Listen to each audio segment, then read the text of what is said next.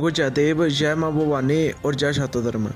तो भाइयों, जैसे कि आप सभी को पता है कि जम्मू कश्मीर और हरियाणा में चुनाव होने वाले हैं। तो सबसे पहले हम बात करते हैं जम्मू कश्मीर की। तो भाइयों, जम्मू कश्मीर में जो जम्मू प्रांत है वे क्षत्रिय बाहुल्य इलाका है तकरीबन ज़्यादातर।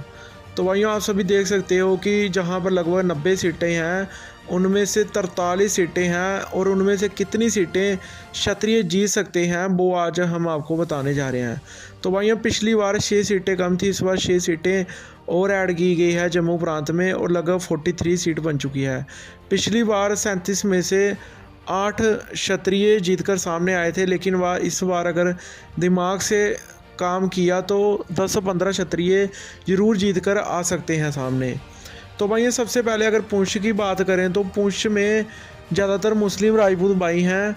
तो जहां पर पुंछ और राजौरी की ज़्यादातर जो सीटें हैं वो एसटी के लिए रिजर्व है, लेकिन ये एसटी में राजपूत भी आते हैं क्योंकि ये जो एसटी का दर्जा दिया गया है राजौरी पुंछ को, ये पहाड़ी ट्राइबल इलाके के बुनियादे पर दिया गया है। लेकिन जहां पर ज़्यादातर मुस्लिम राजपूत हैं तो वो चुनाव लड़ेंगे और देखेंगे बाद में कौन जीतता है।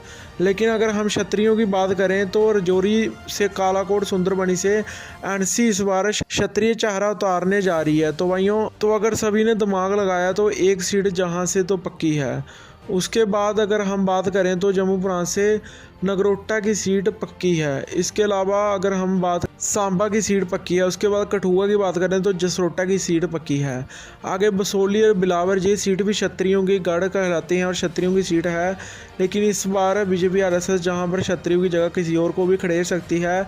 खैर, दूसरी पार्टी जरूर क्षत्रियों को टिकट देगी और जहां से भी क्षत्रिय जीत सकते हैं। इस बार जीतना तय ही है। उसके बाद उधमपुर जिले की बात करें तो चनैनी ये सीट क्षत्रिय बाहुल्य है। चनैनी, उधमपुर वेस्ट, उधमपुर ईस्ट, इन तीनों सीटों पर नेशनल पैंथर्स पार्टी जो क्षत्रियों द्वारा ही बनाई गई थी भीम सिंह द्वारा, तो उसका भी गढ़ है जहां पर बलवंत सिंह मनकोटिया और हर्षवर्धन सिंह भी चुनाव लड़ सकते हैं और ये तीनों सीटें भी क्षत्रियों के पाले में आ सकती हैं अगर जहां से क्षत्रिय कैंडिडेट खड़े होते हैं। 6 और 3 9 सीटें।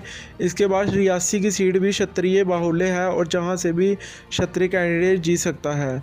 तो भाई, उसके बाद हम डोडा की बात करें तो डोडा वेस्ट की सीट क्षत्रिय बाहुल्य है और जहां से भी क्षत्रिय कैंडिडेट जीत सकता है। और पिछली बार डोडा से भी जीते थे, लेकिन डोडा वेस्ट की सीट पक्की है, 10 जहां ही बन जाती है। उसके बाद पादर की सीट भी क्षत्रिय बाहुल्य है और जहां से भी क्षत्रियों का जीतना तय है। ये हमने आपको ऐसी सीटें बताई है जहां पर क्षत्रियों का जीतना लगभग तय है। मतलब कि ये 10-15 सीटें तो क्षत्रियों की आएगी ही अगर कोई भी पार्टी, एक भी पार्टी क्षत्रिय को टिकट दे देती है और एक तरफा वोट से क्षत्रिय जीत सकते हैं समीकरण बनाकर।